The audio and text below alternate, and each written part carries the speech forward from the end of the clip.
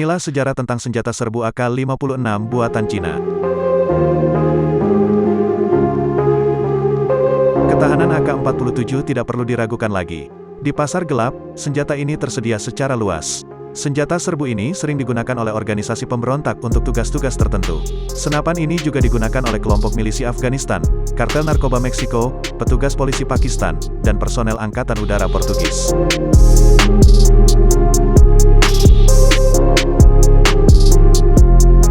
AK telah berkembang pada akhir abad ke-20 menjadi representasi kebebasan dari ketakutan, penindasan, dan perlawanan.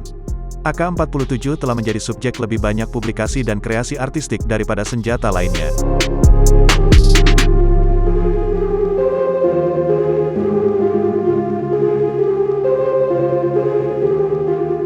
Orang-orang tidak menyadari bahwa sebagian besar senjata avtomat Kalashnikov yang beredar di seluruh dunia dibuat di China dan tidak ada hubungannya dengan Rusia atau Uni Soviet.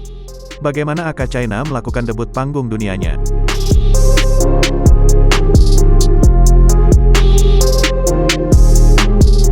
Pada akhir 1950-an, hubungan yang tegang dan sengit berkembang antara China dan Uni Soviet. Kami telah kembali ke fase awal.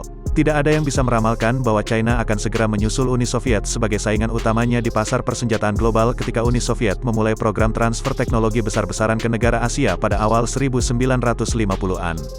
Hingga akhir 1950-an, ada ketegangan dalam hubungan mereka. Pemberian dukungan militer atau teknologi dihentikan. Sejak saat itu, sektor senjata kecil China telah tumbuh secara mandiri, tidak terpengaruh oleh Uni Soviet.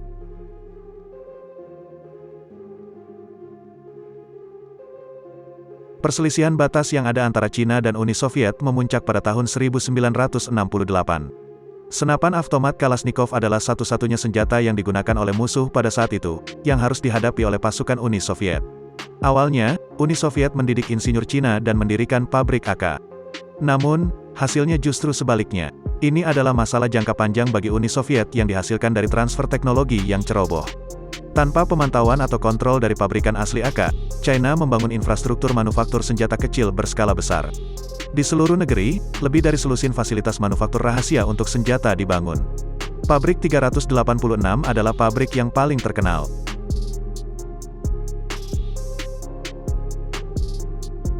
Kualitas AK dari China. Mayoritas personel Amerika yang menggunakan AK tingkat militer saat dikerahkan tidak puas dan mengeluh tentang beberapa masalah termasuk kemacetan, kerusakan komponen, dan perakitan dan penyelesaian di bawah standar. Butuh beberapa tahun untuk menemukan jawaban atas teka-teki ini. Tipe 56 pernah menjadi senjata standar tentara China dan memiliki semua keandalan dan jaminan kualitas yang Anda harapkan dari senjata kaliber ini.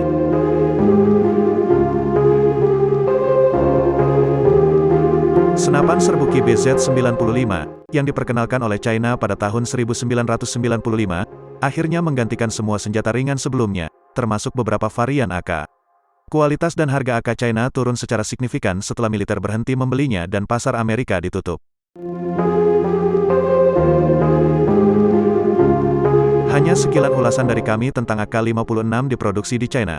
Tuliskan opini Anda tentang AK buatan China di kolom komentar.